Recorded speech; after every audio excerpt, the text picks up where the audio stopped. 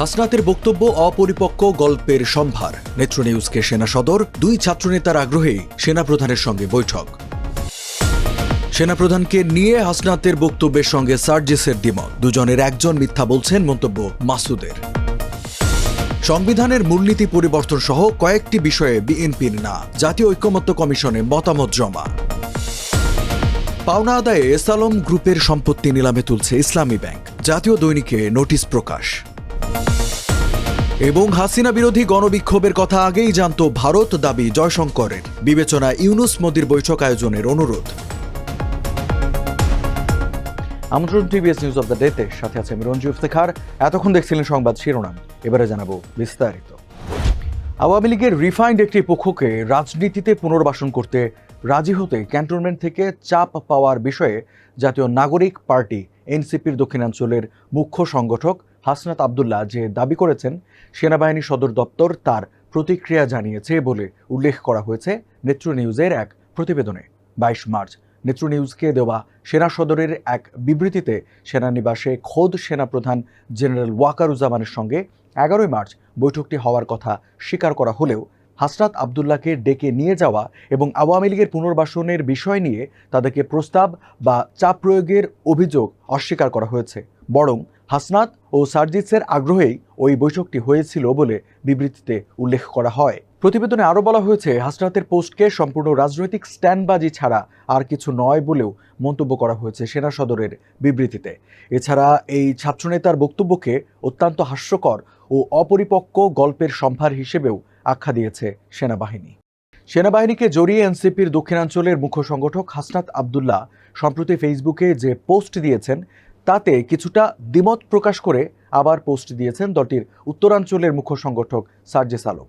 23 March নিজের verified ফেসবুকে এক পোস্ট দেন তিনি লেখেন, আমার জায়গা থেকে আমি সেদিনের বক্তব্যকে সরাসরি প্রস্তাব দেওয়ার আঙ্গিকে দেখি না, বরং সরাসরি অভিমত প্রকাশের মতো করে দেখি।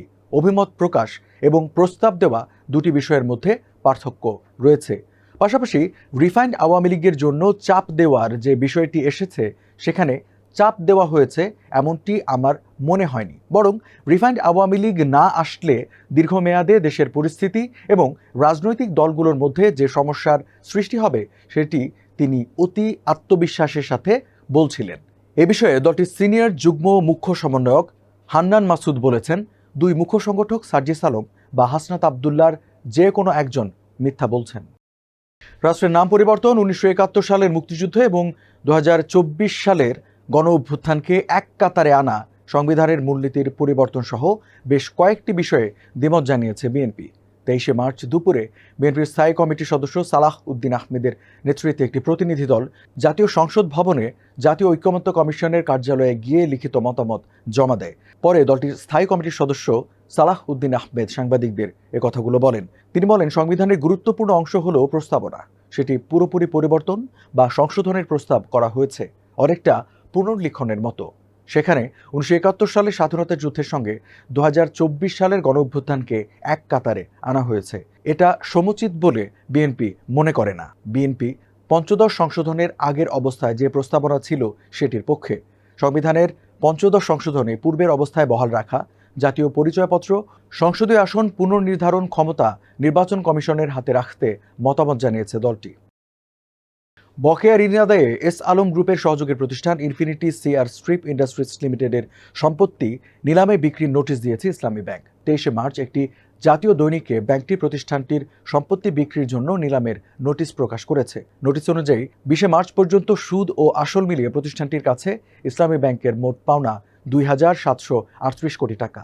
এই টাকা আদায়ের জন্য ইসলামী ব্যাংক ইনফিনিটি সিআর স্ট্রিপ ইন্ডাস্ট্রিজের বন্ধকি 201.75 শতক জমি, ভবন স্থাপনা সহ বিক্রি করবে। জমিগুলো চট্টগ্রামে অবস্থিত। আগামী 27 এপ্রিলের মধ্যে আগ্রহী ক্রেতাদের বিডিং করতে বলা হয়েছে নোটিশে। এর আগে নভেম্বরে এস আলম গ্রুপ জানায়, এলসি খুলতে না পারায় প্রয়োজনীয় কাঁচামালের অভাবে ইনফিনিটি সিআর স্ট্রিপ ইন্ডাস্ট্রিজের কারখানা বন্ধ রাখা হয়েছে। শেখ হাসিনা সরকারের পতনের আগেই বাংলাদেশে হাসিনা বিরোধী গণ অভ্যুত্থান তৈরি হচ্ছে, যে বিষয়টি ভারত সরকার আগেই অবগত ছিল বলে মন্তব্য করেছেন দেশটির পররাষ্ট্রমন্ত্রী এস জয়শঙ্কর।